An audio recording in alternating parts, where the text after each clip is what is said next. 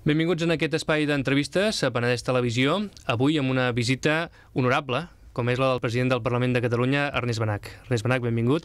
Moltes gràcies. Crec que sí que no, el tracte al president del Parlament català és de molt honorable o d'honorable? Molt honorable. Molt honorable, o sigui, fins i tot m'he deixat un adjectiu més en el seu tracte. Bé, m'imagino que un cop presentat com a molt honorable ens permetrà que no el tutejarem, però sí que li tractem d'Ernest Benach, no? No pateixi. Molt bé. Dit això, hem aprofitat que vostè visitava Vilafranca fa uns quants dies, en concret per presentar el llibre Política 2.0, i hem aprofitat per enregistrar aquesta entrevista que la matem uns quants dies més tard. Això vol dir que és possible que algun aspecte de l'actualitat del moment, perquè estem en un moment de molta actualitat política, hagi passat alguna cosa. Per tant, ens disculpin els espectadors si hi ha coses que passem per alt i caldria haver tractat amb el president del Parlament de Catalunya. Però sí que, com dic, és un moment molt intens per la política catalana, però no un moment de fa 4 dies, sinó més aviat podríem dir que parlem de fa 3 o 4 anys, que hi ha un enrenou considerable en el nivell de relacions estat espanyol-Catalunya, no? Penso que més i tot, perquè de fet tot el procés... Jo crec que hi ha l'última etapa del govern Pujol, per tant abans del 2003 fins i tot, ja hi havia aquesta crisi important. Recordo que estem en una època de majoria absoluta del Partit Popular, aleshores que ja teníem problemes greus des del punt de vista de l'autogovern de Catalunya i de com s'havien de plantejar determinades coses, no? Passa que ara ho tenim lluny i ens sembla que no, però també ja era així, ja es vivia d'aquesta manera. A partir d'aquí, el 2003, hi ha eleccions i canvi de govern. Jo crec que amb aquestes 2 últimes legislatures ha sigut una mica tot el procés amb l'Estatut de protagonista. El 2005 s'aprova l'Estatut, però abans i després aquest és un debat que no s'ha acabat. Ha continuat viu i a més a més s'ha fet d'una manera molt intensa, no? El procés d'elaboració i d'aprovació de l'Estatut, com dèiem, ha marcat en bona part l'activitat política del Parlament català en els últims anys, però no només d'Estatut viu Catalunya, ni la política catalana en el Parlament, no? Per tant, li demanaríem que ens distingís algunes de les qüestions més remarcables que en aquest darrer mandat, que vostè ha estat president de la mesa, hagin estat de relleu especialment. Quines lleis, per exemple, s'han aprovat en aquests 4 anys o s'han portat a debat en aquests 4 anys al Parlament significatives? Home, unes quantes, no? En tot el procés jo penso que hi ha hagut un canvi molt important des del punt de vista legislatiu. Clar, no només l'Estatut es viu, és veritat, però si no s'hagués aprovat l'Estatut algunes lleis no s'haguessin pogut fer, no? I jo crec que hi ha hagut un canvi qualitatiu des del punt de vista de l'estat del benestar al nostre país, no? La llei d'educació és un exemple, un bon exemple. La llei d'educació s'aprova amb una àmplia majoria que li permet tenir un recorregut llarg i és una llei que, a part de blindar la tercera hora, per tant la immersió lingüística, jo crec que planteja alguns elements d'innovació dintre del món educatiu que són importants i el consolida com una de les potes de l'estat del benestar en aquests moments a Catalunya, no? Hi ha més lleis, la llei de serveis socials, en la qual els serveis socials són un dret, la llei d'habitatge, per la qual l'habitatge és un dret. És a dir, això són conceptes que en el fons canvien el paradigma de moltes coses del funcionament de la política fins ara, no? En fi, ara la setmana passada es va aprovar la llei d'acollida, que és el tractament que ens dona l'Estatut, ens dona possibilitats de fer una part de la política d'immigració, només una part, per desgràcia, tant de bo que poguéssim fer més, no? Bé, aquesta llei d'acollida regula tot això i és una llei molt important perquè aquest és un dels temes més candents que hi ha en aquests moments no només a la política catalana, sinó a la societat catalana, tota la qüestió de la immigració, amb debats que s'han fet de manera paral·lela i que han sigut debats molt intensos i molt difícils, d'altra banda, no? Per tant, hi ha hagut tot un seguit de lleis que han anat consolidant una mica el que és l'estructura social d'aquest país, no? Jo crec que aquestes moltes vegades no en parlem gaire, però són lleis de gran abast i que transformaran la vida dels ciutadans i ciutadanes d'aquest país, no? Després hi ha altres lleis que són del desplegament estatutari importants, la mateixa llei de creació de l'agència tributària, en la qual ha de cuidar-se de gestionar el nou sistema de finançament, o, per exemple, la mateixa llei del síndic de greuges, que és una de les més qüestionades des del punt de vista constitucional, per cert, i que ara ha tingut un recurs del defensor del poble, no? Per tant, jo crec que l'activitat legislativa ha estat molt intensa en molts àmbits i que hem anat desplegant elements que són cabdals pel funcionament normal del país, no? La llei de política industrial, en fi, hi ha molts elements que penso que tenen una alta qualitat des del punt de vista parlamentari. I acabem la legislatura amb lleis que són lleis, en fi, que es viuen de manera molt intensa en el territori, com és la llei de vegueries o la llei de l'àrea metropolitana. Que ens ha de dir a nosaltres aquí al Penedès, no?, amb el tema de la llei de vegueries. Precisament, no? I per tant també amb lleis que des del punt de vista del catalanisme polític jo crec que també són un pas important endavant en l'avenç d'aquest país, no? En qüestió, justament, ja que entrem en el tema territorial i aquí al Penedès hi ha aquesta reivindicació de la vegueria Penedès, aquesta llei de vegueries arriba potser a última hora en aquests 4 anys de mandat, per entendre'ns? Potser massa a última hora? Miri, jo vaig començar a fer política fa molts anys, quan, de fet, vaig començar encara que el Franco era viu, tot i que jo només tenia 14 o 15 anys. Però si vaig aprendre una cosa, o si vaig descobrir alguna cosa, és que el catalanisme es caracteritzava per diverses coses, és a dir, tu te n'adones que ets un país, que estimes aquest país, que t'identifiques amb aquest país, amb els seus símbols, la seva bandera, que parles català, que per tant tens un vincle idiomàtic, que a més hi ha tot un seguit, hi ha una cultura catalana, etc. No? Hi ha tot un seguit d'elements que fan que tu descobreixis un bon dia que ets catalanista, no? I catalanista amb un major o menor grau, doncs, acabes descobrint que ets independentista. Bé, per a mi, un dels elements fonamentals d'aquest catalanisme, i crec que de molta gent, justament és la divisió territorial. Nosaltres no hem estat mai de províncies. Mai. La divisió territorial de Catalunya no ha estat mai la província, ho ha estat molts anys, però la natural no era aquesta, era la comarca i era la vegueria. Per tant, trencar amb la província d'una vegada per totes és una victòria del catalanisme. I no és gens fàcil. Gens fàcil. Mira, la prova és que ha costat 30 anys, pràcticament. Perquè des del 1980 que es recupera la Generalitat fins ara, han passat 30 anys, i en aquests 30 anys no s'ha fet aquest pas, aquest trencament amb el que era un dels símbols del centralisme més clar, que és la província. Per tant, jo estic satisfet d'aquest pas. Que la llei és millorable, segur. Que es poden fer coses més ben fetes, segur, amb això no tinc cap dubte, però algú havia de fer aquest pas i trencar aquesta cadena que durant segles, i concretament en democràcia durant 30 anys, no s'ha trencat. Per tant, per a mi això és una bona notícia. A partir d'aquí, després hi ha el desenvolupament de la llei, i evidentment aquest és un tema que, des del punt de vista territorial, té lectures molt diverses, i des del punt de vista polític encara més, no? Per tant, que el tema de la vegueria del Penedès veurem com acabarà. En qualsevol cas, la llei dona una fórmula de sortida que és apta i vàlida per tothom. És a dir, en aquests moments sabem positivament que hi ha una part del Parlament que està en contra de la vegueria del Penedès i una part del Parlament que està a favor de la vegueria del Penedès. I, per tant, aquí tenim un conflicte i hem de resoldre. Què fa la llei? Doncs el planteja com es pot resoldre. És a dir, planteja la manera per la qual la vegueria del Penedès pot ser vegueria.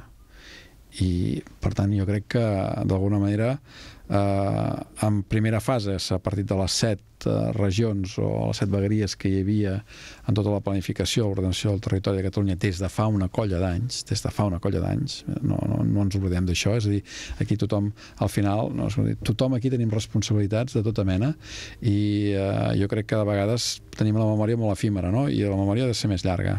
Començant per fa 30 anys, però també recordant els 7 àmbits de planificació territorial i com ha funcionat tot això, no? I per tant, en aquests moments el que fa la llei és fixar un mètode per aconseguir la vegueria que haurà de ser progressiu, que en el cas ne fixa unes de concretes, però a més obre la porta perquè se'n puguin fer d'altres. I en el cas de la vegueria del Penedès hi ha la porta oberta i, per tant, si el Penedès vol ser vegueria, el Penedès, en funció d'aquesta llei, serà vegueria, sempre quan hi hagi una majoria del Parlament que ho aprovi. Jo crec que la qüestió és aquesta. És evident que es pot fer més de pressa, més a poc, però la política justament és això, és trobar solucions on hi ha problemes, hi ha conflictes i on hi ha coses que no es poden resoldre. Senyor Benach, jo li deia, si no era massa a última hora del mandat, la proposta d'aquesta llei, perquè Artur Mas fa uns quants dies que va ser aquí a Vilafranca, deia que ara no toca parlar de vegueries per la situació econòmica en què estem vivint, etc., que la prioritat és millorar la situació econòmica del país i després ja parlarem de la divisió territorial. I fa 30 anys que la tenim pendent. No sé si... Per això dic, Fa 30 anys que la tenim pendent. A més, no entenc per què no podem parlar d'un tema que és l'estructuració del país, no? I, per tant, que ens pot permetre justament afrontar determinades qüestions com la crisi econòmica d'una altra manera. A més, amb l'excusa de que no podem parlar de res, no farem res. I el que no pot fer un país és estar quiet. I un Parlament menys, no? Per tant, en aquest sentit, jo continuo pensant que el Parlament ha de continuar amb el seu ritme d'aprovació de lleis. És veritat que ha anat a final de legislatura, però insisteixo, que em semblaria molt millor que hagués anat al començament, li reconec, però em semblaria encara millor que fa 30 anys això s'hagués pogut discutir obertament, perquè segurament que ara no seríem on som. I aquest és un tema que sempre ha fet por i que finalment algú ha sigut capaç de posar-li el cascavell al gat. I el catalanisme finalment pot veure reconegut una divisió territorial també. O no ens en recordem d'això? La reflexió també és aquesta. Vostè ha dit fa poc que el 25 d'abril d'aquest 2010 serà un dia per recordar a la seva agenda i suposo que a la de molts ciutadans d'aquest país, no? En aquest cas perquè a Reus, el 25 d'abril, hi havia també la consulta ciutadana per la independència i em sembla que vostè hi va anar a votar, no? I justament per això ho vaig dir. Aquell moment va ser un moment especial i que, a més, jo vaig sentir una emoció per dos motius, no? Primer pel fet de la pregunta, no? I per primera vegada poder votar en una consulta, encara que fos simbòlica, i poder respondre que sí, que jo vull que el meu país sigui lliure, per tant independent, doncs em va semblar un moment emotiu i ho vaig notar així. Senzillament vaig expressar el que sentia. I segon, perquè, a més, tot això va sorgir a partir d'una iniciativa de la societat civil que moltes vegades ens omplim la boca però no acabem reconeixent la molta feina que fa, no? I que en aquest sentit, i en fi, amb la feina que s'ha fet, i clar, jo conec altres casos, però el de Reus, que era el que m'afectava, es va fer un treball modèlic, es va fer tot el procés, es va fer de manera impecable, i penso que també és una manera d'agrair a tota aquesta gent la iniciativa, la preocupació que tenen per intentar fer millor les coses i perquè el país pugui avançar, no? Per tant, era un doble motiu, un motiu de país, però també un motiu de democràcia, de qualitat de la democràcia, no? I per això deia que jo personalment aquest dia el recordaria sempre. Atenent als resultats que ha tingut aquesta consulta, quin ús se'n pot fer a partir d'ara? És a dir, de què servirà? Servirà per alguna cosa realment? Jo crec que serveix per constatar que cada vegada hi ha més gent en aquest país que va en aquesta direcció. També serveix per constatar que no hem guanyat la batalla ni molt menys i que en queda molt de camí per recórrer, moltíssim. És a dir, si algú es pensa que a partir d'aquestes consultes demà proclamem la independència, s'equivoca. Senzillament s'ha iniciat un procés, un camí que segurament que serà molt llarg, però que al mateix temps també, home, jo crec que constatar el nombre de persones que hi estan participant en aquests moments doncs deixa sorpreses agradables, perquè vol dir que el nombre d'independentistes creix i que ho manifesten desacomplexadament també, no? I per tant està bé, des d'aquest punt de vista jo crec que és una bona lliçó. En el fons el que crec que la principal lliçó que s'ha d'extreure és anem avançant. Si els que creiem en aquesta idea ho fem tots junts i ho fem ben fet, tenim moltes possibilitats d'èxit, no immediat, no demà passat, però sí que és un escenari que en un futur no massa llunyà també es pot plantejar molt seriosament i, per tant, el que crec és que hem de continuar fent les coses molt ben fetes. Sobretot, fer les coses molt ben fetes. No perdre'ns una mica per l'anècdota o no perdre'ns una mica per no acabar de ser rigorosos en tot allò que es faci. Jo per això estic content perquè aquestes consultes s'ha donat exemple de que quan les coses es fan bé, doncs surten bé, no? D'aquí a pocs mesos s'haurà de dissoldre el Parlament que vostè presideix per donar peu al procés electoral de les properes eleccions i el que no sabem és si, sembla ser que sí, però no sabem del tot segur, si hi haurà un candidat que anunciarà que si ell és escollit president de la Generalitat, només pujar al balcó de la Generalitat declarar la independència de Catalunya. Vostè creu que aquesta temàtica, després de totes aquestes consultes, centrarà una part del debat polític d'aquestes properes campanyes electorals? És evident que en aquestes properes eleccions, home, si el Joan Puigcercós fos escollit el president de la Generalitat, probablement aquestes circumstàncies es podria donar. Difícilment veig cap altre que això pugui dir-ho i pugui fer-ho. Per tant, tant de bo que fos així, no? Tant de bo. El que és evident és que la centralitat política catalana és més catalanista que mai. Això què significa? Que el debat sobre el futur del país, i més concretament sobre si Catalunya algun dia podrà ser un estat o no, s'ha anat posant al mig.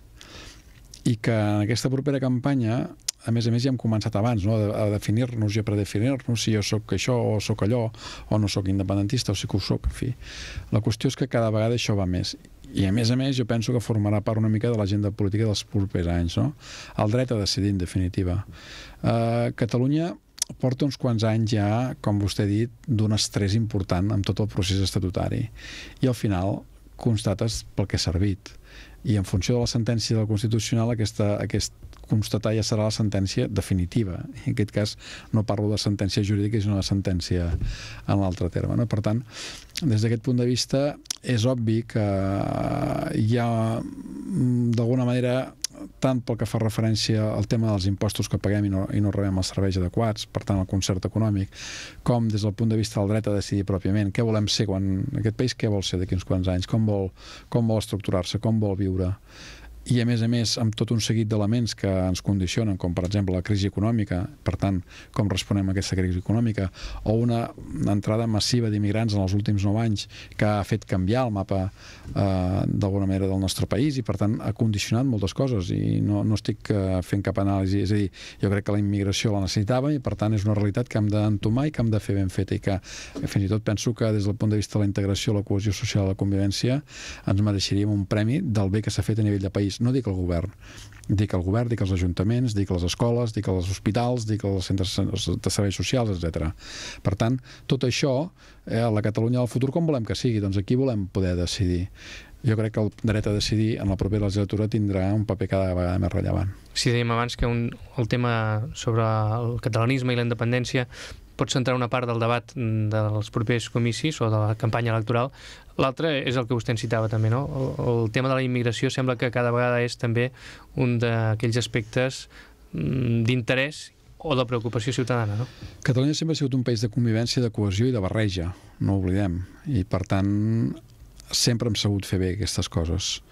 Ens equivocaríem molt si ja trenquéssim aquesta dinàmica. Entre altres coses perquè nosaltres, si no tenim aquest punt de convivència i de cohesió social, posem en risc moltes coses. Una nació sense estat és feble estructuralment, i nosaltres ho som. Per tant, algunes de les nostres estructures són febles. I mentre no siguem estat, no seran fortes. Per tant, aquí tenim un risc gran. I aquest risc l'hem de suplir justament amb la voluntat dels catalans i catalanes de resoldre determinats temes i fer-ho nosaltres. I aquest és un exemple claríssim. Jo tinc al Parlament hi ha un programa que és el Parlament a les aules, que visitem escoles de diversos, en fi, de primària i de secundària, públics concertats de tot el país, del Pirineu fins a l'Ebre, l'àrea metropolitana de Barcelona, en fi, hem visitat tot Catalunya. Jo li puc assegurar que hi ha projectes pedagògics integradors que són fantàstics. Li puc assegurar que hem vist escoles que tenien un 50, un 60 i un 70% de nanos immigrats. I tots parlen català. I també li puc explicar doncs, que en alguns centres hem vist problemes i hem constatat que no era fàcil, no? Però que hi havia una voluntat d'arreglar les coses. Jo crec que això, el valor de la convivència i la cohesió és un valor que no podem deixar-nos de perdre mai per res. I ens equivocarem molt si ho fem, i ens equivocarem molt si donem veu i donem protagonisme a aquells que practiquen la xenofòbia i que en tot cas no entenen que la gràcia d'aquest país és que sempre ha sabut mirar el futur i sempre l'ha sabut construir, mantenint la identitat, mantenint els orígens, mantenint la llengua, mantenint la cultura, mantenint les pròpies institucions, però sempre ha sigut mirar el projecte comú. I això crec que és fonamental en aquests moments. Cal que els polítics parlin amb el ciutadà i no pas al ciutadà? Això és la teoria del meu llibre, justament. Justament. Política 2.0. Bàsicament, el que vostè diu moltes coses en aquest llibre, no? Però el que intenta dir és això, no? Que les tecnologies actuals permeten a la política acostar-se més al ciutadà. Permeten, o permetrien, potser. Però realment no hi ha aquesta proximitat, podríem dir, dels polítics amb la ciutadania a hores d'ara, no? Perquè entre les coses fa falta un canvi de mentalitat i fa falta justament que es vegi i que se sàpiga fer la política d'una altra manera, no? Mira, li poso un exemple molt clar. La llei electoral. Si no canviem la llei electoral, les noves tecnologies no serveixen de res. No podrem votar per internet, no podrem fer tot un seguit de coses que s'haurien de fer a partir de la llei electoral. Si canviem la llei electoral i per tant fem molt més fàcil aquest vincle ciutadà al càrrec electe, és a dir, que el ciutadà que vota sàpiga qui és el seu diputat territorial o que sàpiga qui és el seu diputat de districte, i amb això no vull dir llistes obertes, no, és un debat que tècnicament es pot resoldre de moltes maneres, que no hi hagi mètodes d'avaluació dels càrrecs electes, no? Que no hi hagi... És a dir, té tot un seguit d'elements que o es canvia la llei electoral o no ens en sortirem. Si es canvia la llei electoral, per tant, mentalitat, és quan després podem aplicar les noves tecnologies i facilitar molt més aquesta bidireccionalitat. Però la llei l'han de canviar els polítics, el Parlament. Òbviament, d'això em queixo. Jo crec que és una de les espines clavades més importants d'aquesta legislatura, no? No haver sigut capaços d'aprovar una llei electoral nova. Perquè la tasca, intentem ser una mica pedagògics, la tasca d'un president del Parlament de Catalunya, en aquest cas, és coordinar el debat dins del Parlament o influir també en el debat? No pas el d'una llei concreta. La ponència de la llei es va reunir i aquí són els grups parlamentaris que han d'arribar a acords. El president pot fer les reflexions que cregui que ha de fer i ja les ha fet, però al final són els grups parlamentaris que s'han de posar d'acord i a mi em sap greu que no ho hagin aconseguit. Parlem també amb l'Ernest Benach d'una altra faceta com és la de Casteller, en aquest cas del seu municipi de Reus, i moltes vegades el símil casteller ens permet justament parlar d'aspectes de caire social o fer similituds amb aspectes de caire social en els quals segurament hi guanyaríem tots plegats, no? Ara que parlàvem també del tema d'integració, de relacions ciutadanes... És un exemple magnífic d'integració als castells i el tema de fer pinya i tots junts apretant i fent força per aconseguir la... Encara fa castells vostè, però? Vaig molt poc, hi vaig de tant en tant, la festa major, en fi, però no tinc temps. Havia estat cap de colla? Sí. I portar una colla és tan complicat com portar un Parlament? Són dues coses absolutament diferents, no té res a veure. Això ho fas perquè, en fi, les dues coses són plenament satisfactòries i t'omplen molt com a persona, no? Però una cosa és la responsabilitat política i pública de cara a la societat, i aquesta és una via, i l'altra és la més, diguem-ne, ho fas perquè t'agrada, perquè t'estimes el teu poble, t'agraden els castells, però no deixa de ser una mica una afició, no? Per tant, són escenaris diferents, totalment diferents. És evident que la vida aprens de moltes maneres, i fent de cap de colla vaig aprendre moltes coses, moltíssimes coses, que després m'han servit, evidentment, a la política i en altres àmbits, no? En aquestes properes eleccions que hi haurà aquí a Catalunya hi ha moltes forces polítiques, sempre en qualsevol elecció n'hi ha moltes, de les quals potser no en coneixem ni el nom a vegades, no? Perquè acabem coneixent les 5 o 6 que són majoritàries, que acaben tenint representació, o les que gairebé tenen representació, no? Però he sentit a dir que hi ha un ciutadà del seu poble, de Reus, que ja és regidor en el municipi, que es caracteritza per anar vestit d'Elvis Presley, que sembla que també presentarà en aquesta ocasió candidatura per les eleccions al Parlament de Catalunya. Què li sembla? Aspectes com aquest són banalitzar excessivament la política? Absolutament. I com que ho són no en parlo. No, és que em sembla que és... ja no li vull fer propaganda a aquest personatge, senzillament. Em sembla que és banalitzar la política i no... La política és una cosa molt sèria. Ens juguem la vida de les persones, al final, I per tant, la política s'ha de ser des de la seriositat, no des de l'espectacle, en fi, podria servir per aquest i per d'altres, però per tant prefereixo no parlar-ne del personatge. Sense arribar a aquest extrem, que era, ja dic, molt extremat, sí que és cert que hi ha formacions polítiques que potser aconseguiran resultats significatius a tenir en compte, que es basen no en una figura del món del rock, però que es poden basar en aspectes molt puntuals i concrets. La figura no sé per què ho deia, però en fi... No. Es poden basar en un tema molt concret. Per exemple, la immigració, que és un tema, com dèiem, que serà important en aquestes eleccions. I preocupant si es fa a partir d'aquí. Però que sembla, tot indica que pot ser-hi aquesta presència política en aquests moments. Cap enquesta els dona entrada al Parlament, el que és evident és que hi ha moviments i veurem com es concreten aquests moviments, no? De moment són moviments molt extemporanis, molt externs, que van a l'òrbita de la política, no en el centre, i jo crec que aquests moviments es quedaran aquí. Altra cosa és els moments que hi haurà la centralitat de la política catalana, que també n'hi haurà. Potser no en aquestes eleccions, però sí en el futur. I la presència d'una figura del món de l'esport, una figura, diguéssim, un expresident de futbol, d'un equip de futbol important aquí a Catalunya? Quan es dona la circumstància ho valorarem, no? D'entrada jo penso que